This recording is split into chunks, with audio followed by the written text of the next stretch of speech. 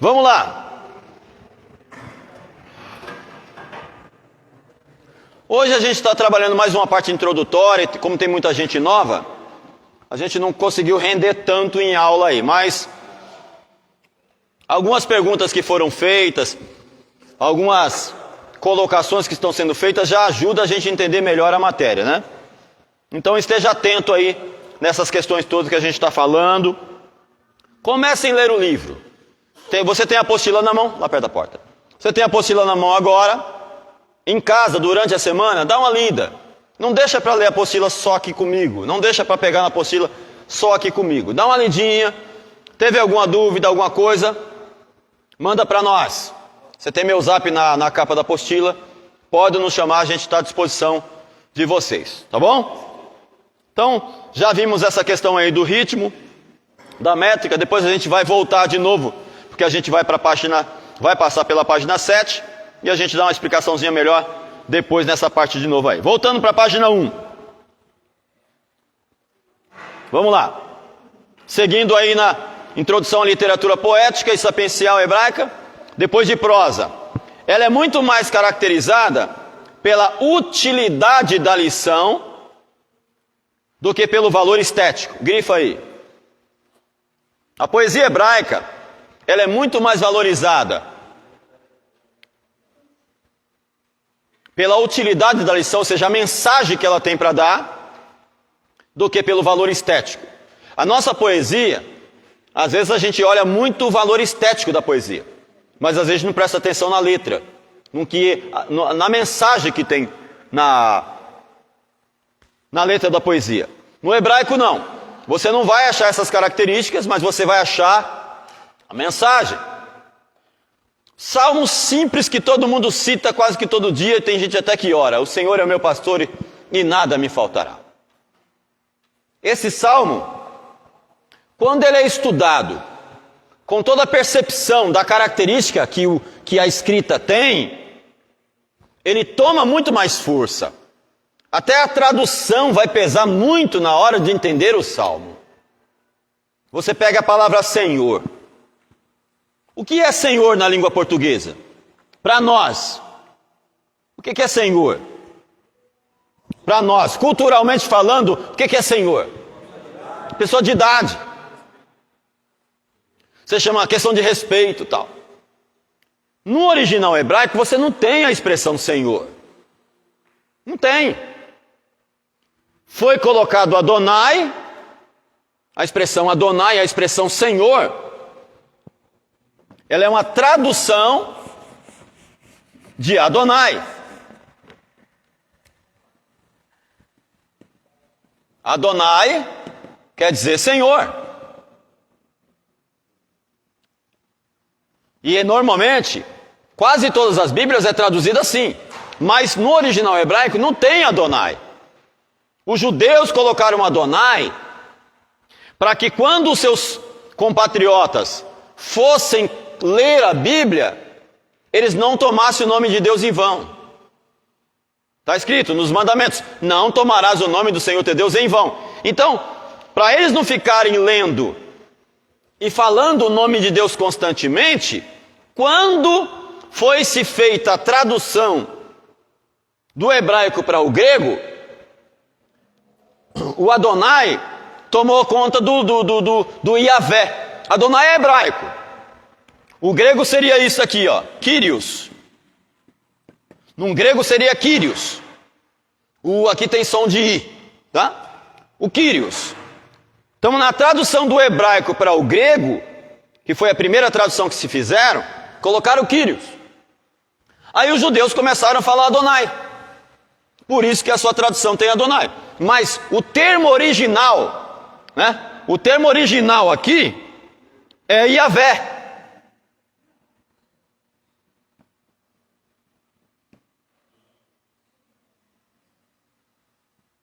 É isso aqui, ó.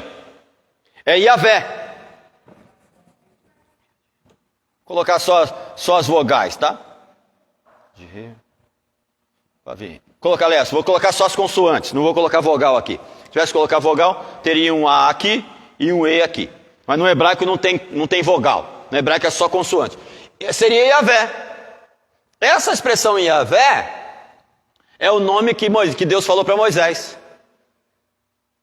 Que nome que eu vou dizer para o povo lá, dizendo que me enviou? O que é que eu vou dizer para o povo? Diga que o eu sou te enviou. Então no Salmo 23, quando você está dizendo, o Senhor é meu pastor e nada me faltará, você está dizendo, o eu sou é o meu pastor. Por isso nada me falta. Então não é nada me faltará do que vem depois. Verde espaço, tudo isso de fato não falta, porque Ele não me falta. Ou de nada eu tenho falta. Então quando a tradução é boa, quando a gente tem a percepção da estrutura hebraica, da força da língua, independentemente do cântico não ter essa rima, esse ritmo como acontece na nossa cultura, o texto tem uma força muito grande. Muito grande. Fala, mano.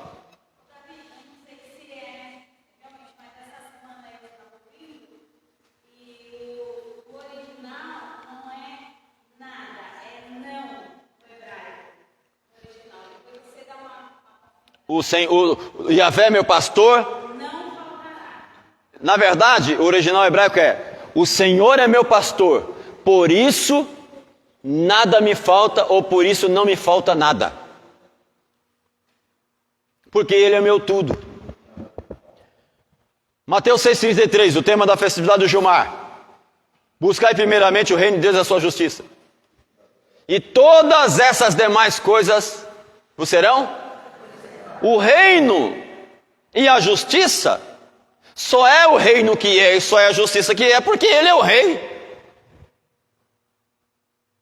Então, aí que está. Aquele que habita onde?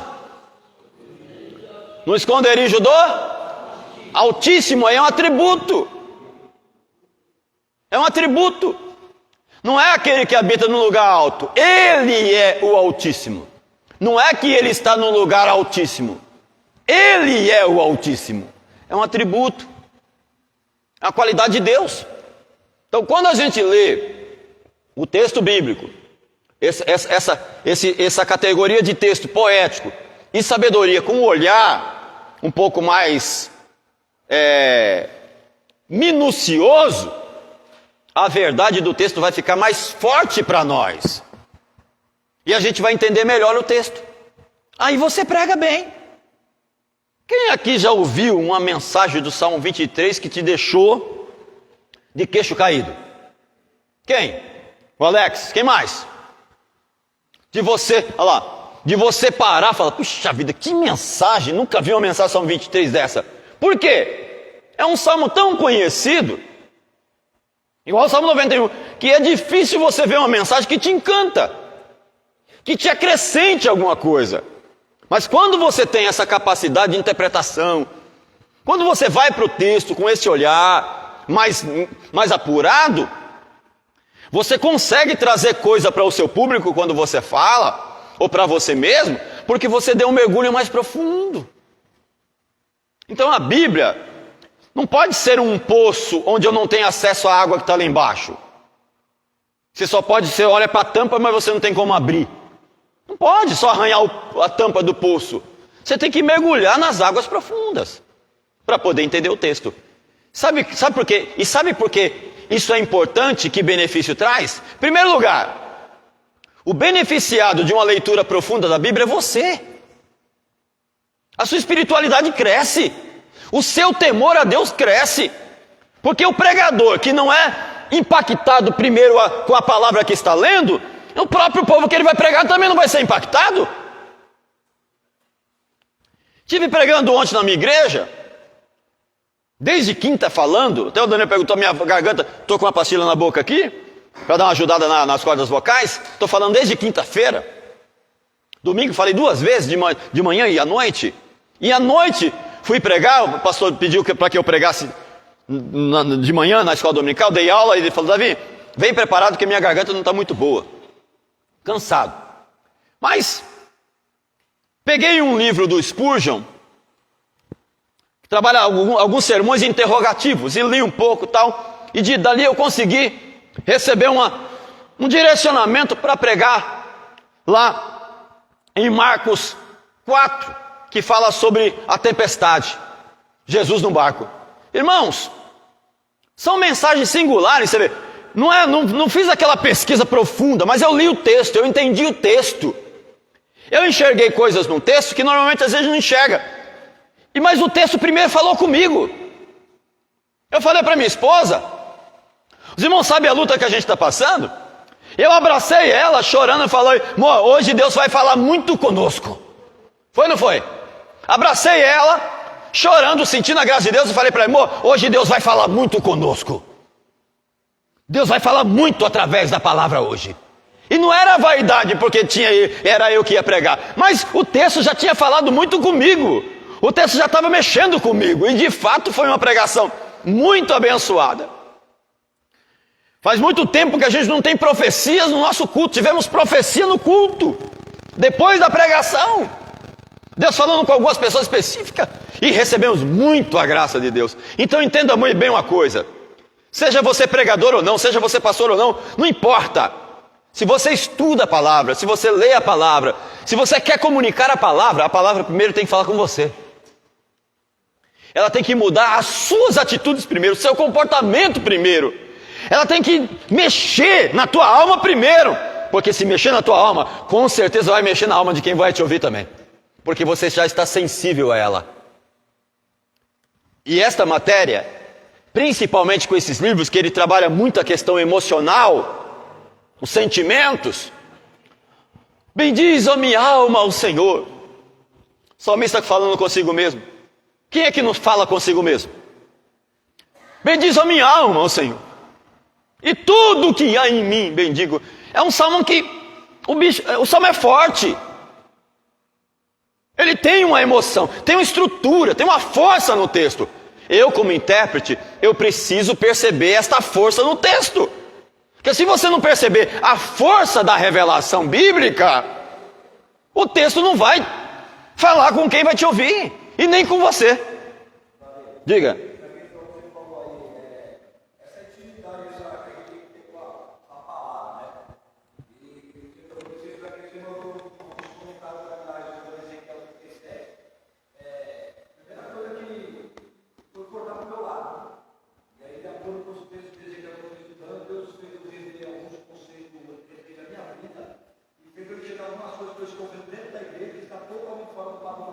Olha lá, tá vendo? A primeira coisa foi comigo, eu fiquei de 10h40 até 12h da manhã, Se o texto não mexer com você primeiro, não mudar você primeiro, não adianta você gritar no ouvido do povo.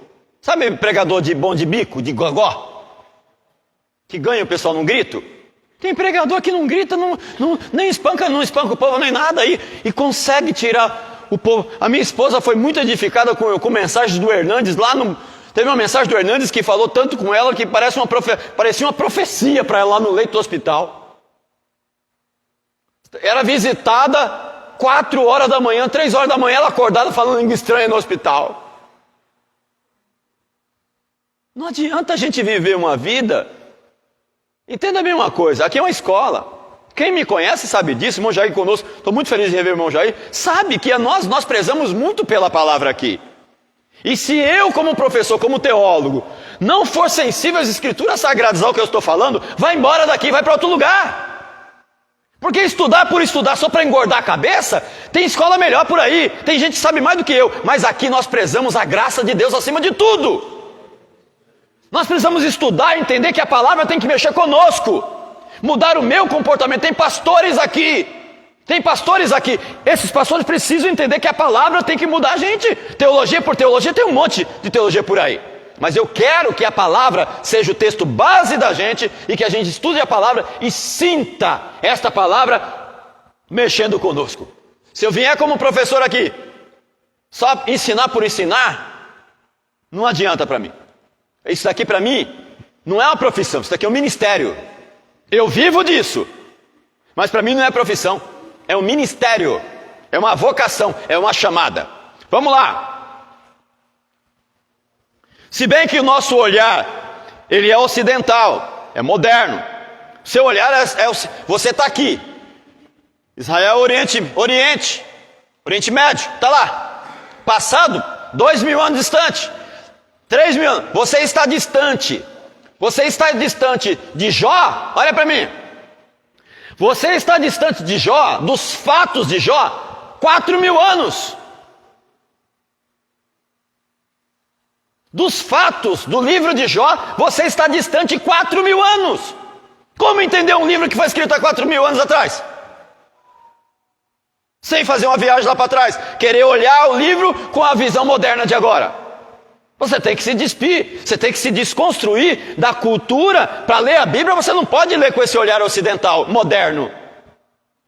Você tem que olhar para o passado. Quer entender sal na Bíblia como se entende sal hoje. Quer entender mesa na Bíblia como se fosse mesa de hoje. Não tem como, tudo é diferente. Então, seu olhar ocidental moderno. Somente os autores primeiros desses escritos poderiam nos dar uma explicação mais pura do que era beleza para eles nesses escritos. Por quê? Porque esses livros têm uma beleza. Olha para mim, esse livro aqui, ó, livro de Jó, é um dos livros mais admirados no mundo. Para quem escreve, para quem trabalha com literatura, para quem lê. O livro de Jó é admirado por escritores seculares que nem crentes são, eles ficam admirados com o livro de Jó. Porque é um livro muito realista, mas além de ser realista, é um livro muito lindo, é um livro muito forte, muito bonito de se ler. Entendeu? Então, nós estamos diante de livros que são verdadeiras obras de artes, não só revelação bíblica, mas revelações bíblicas que são verdadeiras obras de artes antigas. Sim, sim. Todos nós temos um pouquinho de Jó. Todos nós temos um pouquinho de Jó. Vamos lá.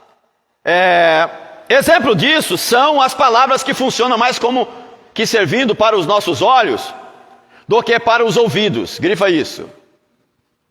Exemplo disso são as palavras que funcionam mais como servindo para os olhos do que para os ouvidos. Elas pintam quadros em nossa mente. Olha só isso. É impossível não pensar na figura do que está sendo cantado e dito. Leia para mim, por favor, um de vocês, Salmo 42, 7 e o 9.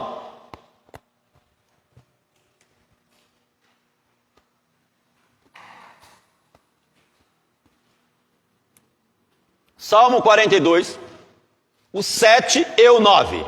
Leia para mim. Um abismo chama outro abismo. Ao fragor das duas catacumbas, todas as tuas ondas e vagas acham sobre mim. 9. Digo a Deus, minha rocha, por que te olvidaste de mim? Por que hei de andar eu lamentando sobre a opressão dos meus inimigos? Olha só, o primeiro, o 7. De novo, bem pausadamente. Olha para mim. Quem é que lê essa primeira parte desse salmo sem pensar, sem visualizar um buraco na sua frente? Você lê o salmo, na tua mente já vem o quê? O que é um abismo? Lógico, você pode enxergar. Se você ler profundamente, você vai tentar enxergar abismo no olhar de quem escreveu. E você também vai tentar pensar em abismo de acordo com algum buraco, alguma coisa grande que divide um lugar e outro que você já viu. Ou seja, o texto, ele faz com que você olhe uma imagem na sua frente. É automático. O texto, você não precisa nem fechar o olho, mas um abismo chama outro abismo. Peraí, como é que um abismo chama outro abismo? Vocês já viram um abismo chamar outro abismo? Já viram? Já viram uma cratera chamar outra cratera? Já viram um buraco mais ou menos grande se transformar em outro buraco maior ainda? Sim ou não? Já, a gente tem isso. Então um abismo Ele pode chamar outro abismo, porque ele pode ser maior ainda. Só que, para entender o texto, você tem que pintar na tua mente um quadro do que é um abismo. É, a figura. Ou seja, o Salmo, os Salmos, eles parecem quadros na Bíblia. Porque quando você vai para o Salmo, você tem que visualizar uma imagem na tua frente para você entender o Salmo. Um abismo chama outro abismo. O outro versículo começa como, G? Ó, direi do Senhor a minha... É isso? Direi do Senhor a minha rocha. Peraí, como é que você lê e você não pensa numa pedra grande? Numa rocha, na tua frente. O que é uma rocha? Uma pedra? O que é uma rocha? É uma pedra? Se é uma pedra gigante. Mas ninguém chama uma pedra simplesmente de pedra. A gente anda em algumas estradas por aí, você vê algumas estradas que foram cortadas, e você vê pedra. Lá na cidade dos pais da minha esposa, lá em Pedra Bela, tem a maior tirolesa da América Latina. E quem pula da tirolesa, pula da pedra, né, amor? Pula da pedra. É chamada lá tem uma igreja chamada Igreja da Pedra. Mas na verdade não é a pedra, é uma rocha. É um monstro de rocha. Então quando você direi do Senhor, tu és a minha rocha. Rocha na Bíblia é sinônimo de quê? De força, que mais? Fortaleza, que mais? Firmeza. Alicerce. Aquele que construiu a sua casa na rocha, vem o vento, tal, mas você precisa pintar na sua mente a imagem rocha. A imagem, ela vem na tua cabeça. Ou seja, na literatura hebraica, os salmos principalmente, quando você lê, dependendo do salmo que você está lendo, na hora você olha um quadro na tua frente. Então é muito isso. Os salmos têm muito essa característica. Ou seja, você não vai achar uma estética no salmo. Não adianta você querer achar rima na Bíblia. Não tem rima na Bíblia. Não tem isso, porque está escrito em hebraico. E se tiver rima, tem que estar na língua original, não em português. Então, qual é a beleza do salmo? A beleza é aquilo que os autores se propuserem fazer. Ou seja, essa questão de você pintar o quadro na tua mente já é a beleza da própria poesia escrita. Ó, olha lá, eu elevo meus olhos para os montes. Espera aí, você tem que pensar o que é um monte. E de que monte a Bíblia está falando? O monte, os montes, na cultura oriental era a habitação dos deuses. O zigurate, o Olimpo, Monte Olimpo, que é o Deus, a habitação dos deuses gregos. Eleve meus olhos para os montes, na Bíblia, o monte ali é Monte Sião, que era um monte muito alto. Muito alto. Aquele que habita nos esconderijos do Altíssimo. O Altíssimo é Deus, mas ele habita onde? Onde que o Altíssimo habita? Na mente dos judeus. Só nos céus? Não é na arca, no templo? E onde está o templo? No Monte Sião. Olha.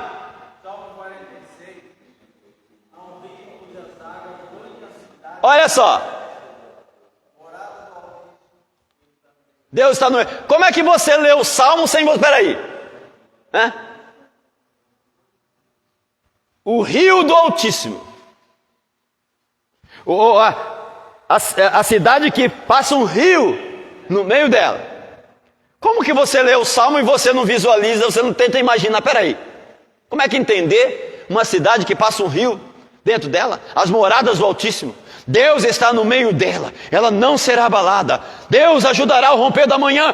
Você lê os Salmos? Jerusalém. Mas você vê a figura que está por trás. Se você não pintar um quadro na tua mente, você não entende o Salmo. Você fica meio perdido com o que o Salmo quer dizer. Entendeu? Então, a poesia hebraica tem muito disso. Os autores bíblicos é como se eles estivessem pintando quadros. E se você não é admirador de quadros, você não vai entender Salmos.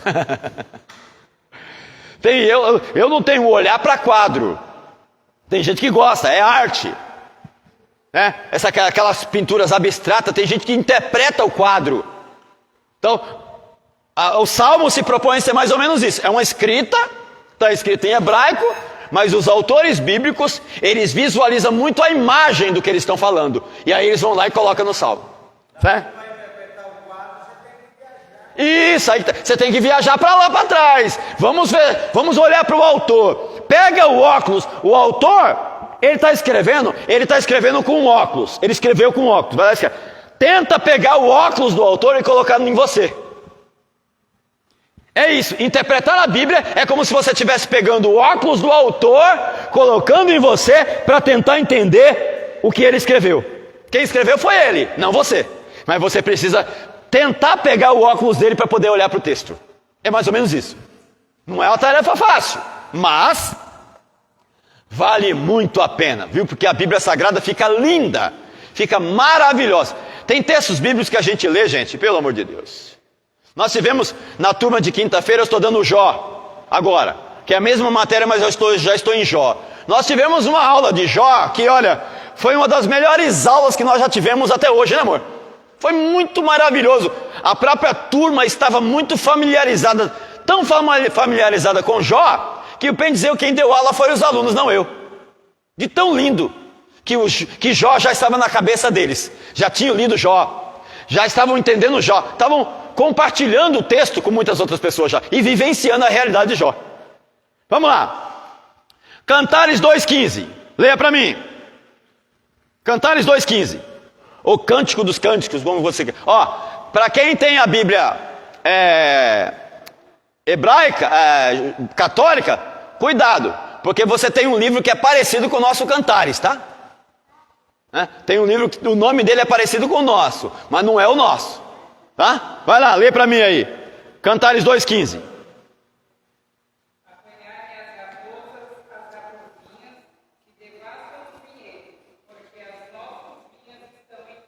Quem é que lê esse texto já não pinta na sua cabeça a raposinha? Apanhar as raposas, principalmente as raposinhas. Quem que não pinta? Um vinhedo. Você tem que ter em mente o que é um vinhedo, o que é uma raposa. E na hora você já pinta na tua cabeça o quadro de raposa. Raposinha entrando no vinhedo, dando prejuízo, quebrando, comendo lá os frutos e derrubando, estragando tudo. Isso. E se você não entender a figura do que Salomão está querendo dizer, você não entende o texto. Tem uma figura, uma metáfora. Fazendo ainda uma importante observação, o que temos escrito hoje, no que diz respeito, no que tange a literatura poética, antes, grifa agora, antes de virarem documentos escritos, tudo isso era o quê? Era o quê?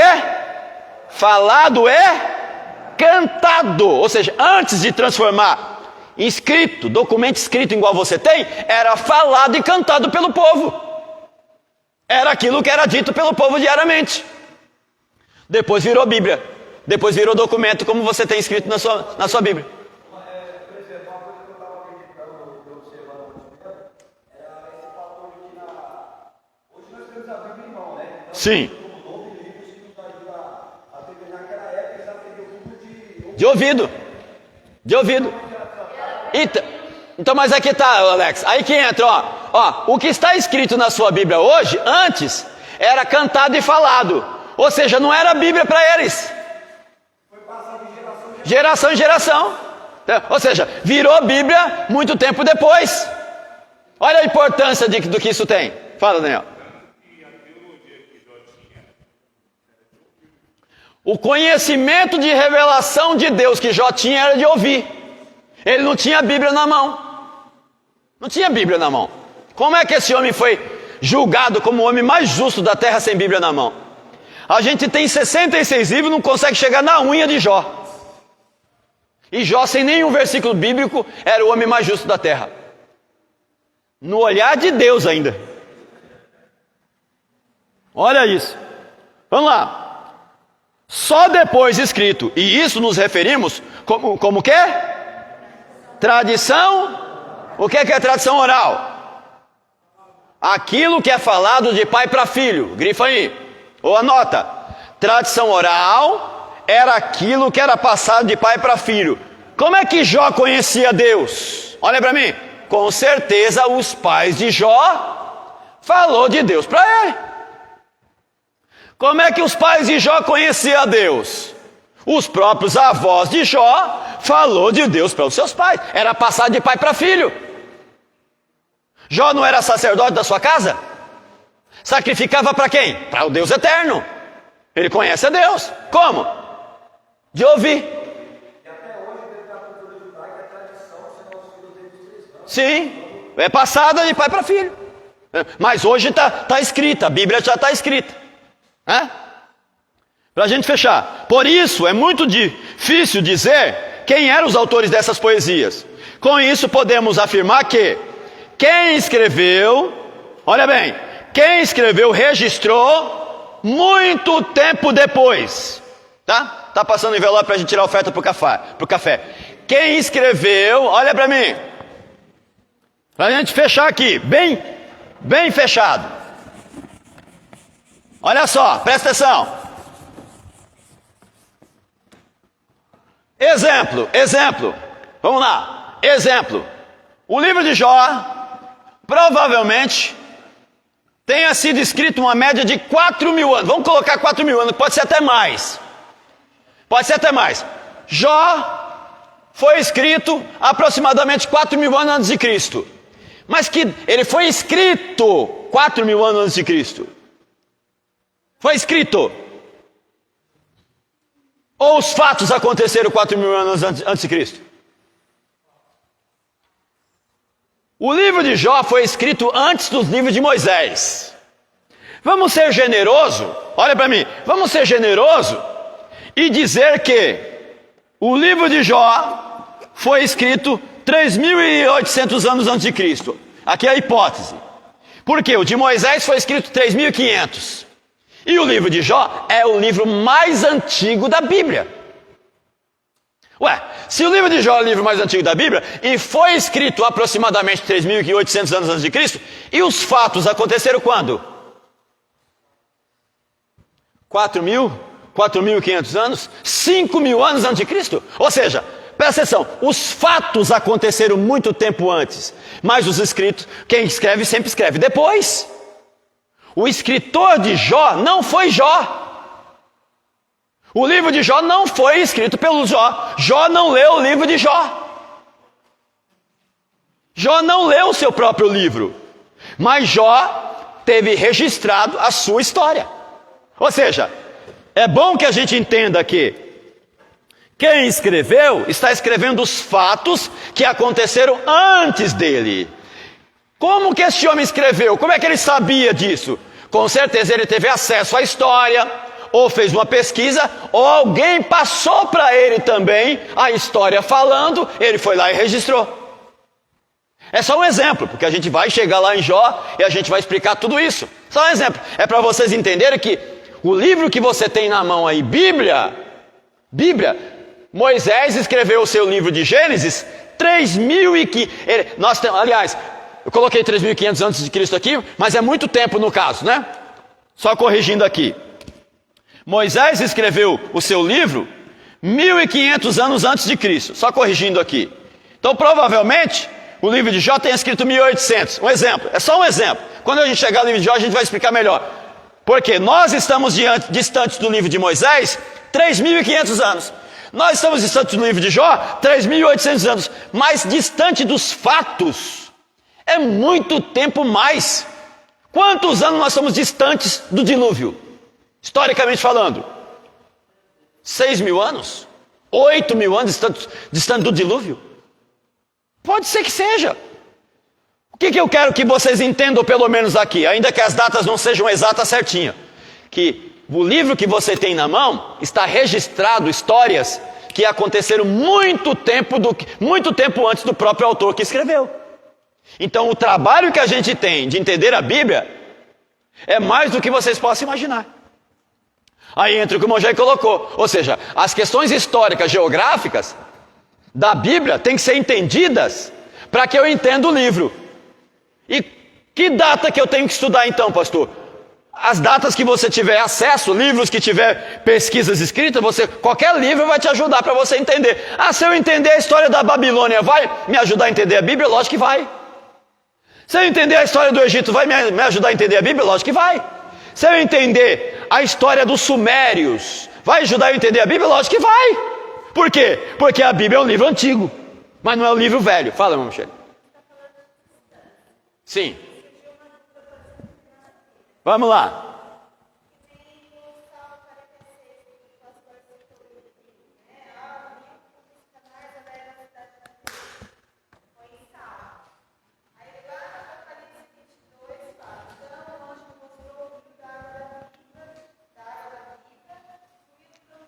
Certo. Ó, ela está pegando dois textos que falam de rio, mas não é só porque está falando de rio que está falando do mesmo rio. No caso do Salmo 46, eles estão usando uma linguagem metafórica para tentar mostrar que este rio nos Salmos é como se fosse vida, ou fonte de água da vida. Alguma coisa assim. Já em Apocalipse, essa água do rio da vida é água do rio do milênio, que vai sair do templo de Deus, do templo em si. Envolve Ezequiel 47. Não é o mesmo, aí que está. O seu exercício está certinho, mas não quer dizer que só porque está falando de rio aqui e rio ali, que seja o mesmo texto, que seja o mesmo assunto. Nem sempre as mesmas palavras vai ser o mesmo assunto. Isso, o problema da interpretação é isso. Quando de fato o texto tiver alguma conexão, ele terá. Mas olha a distância histórica do Salmo 46 para Apocalipse. Quando é que vai acontecer o surgimento do rio do Apocalipse? Só no milênio. E quando é que vai ser o milênio? Só Deus sabe. E quando que esse texto, Salmo 46, foi escrito? Muito tempo antes do próprio Jesus. Então a distância histórica, nesse caso, quer dizer que não seja o mesmo rio. Agora, não é só porque o texto foi escrito e ele tem uma distância histórica muito grande que não haja uma conexão. Por quê? Por exemplo, Ezequiel 47, você tem um rio que ele começa no templo. Não, começa no templo, Ezequiel 47. Agora, esse texto de Ezequiel, ele pode ser casado com esse de Apocalipse. Aí pode, porque é um texto escatológico. Já o Salmo 46 não é um texto futuro, é um texto que está falando daquele momento. Tudo bem? Fechamos aqui então.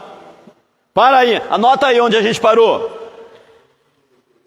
Segundo parágrafo da introdução. Não rendemos muito em termos de assunto, mas deu para dar já uma boa introdução para vocês perceberem o quanto essa matéria será importante. Tá bom? Tudo bem? Perguntas? Perguntas? Diga. Sim, você tem livros que são pesquisados, que estão dentro da própria Bíblia. Parte de livros que foram pesquisados, que estão escritos dentro da própria Bíblia. Sim. Tudo bem? Vamos de pé. Deus abençoe os irmãos que estiveram conosco pela internet.